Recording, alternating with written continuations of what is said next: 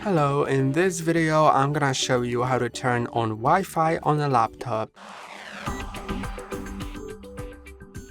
It depends on whether you have Windows 11 or Windows 10, but basically you should have a button right here, which if you have Wi-Fi enabled will look like this, but if you don't, then it will be a globe with maybe an exclamation mark or something like that, or it may be this symbol but with an exclamation mark, or it can be a PC icon with a cable next to it. That means that you are connected to internet through Ethernet.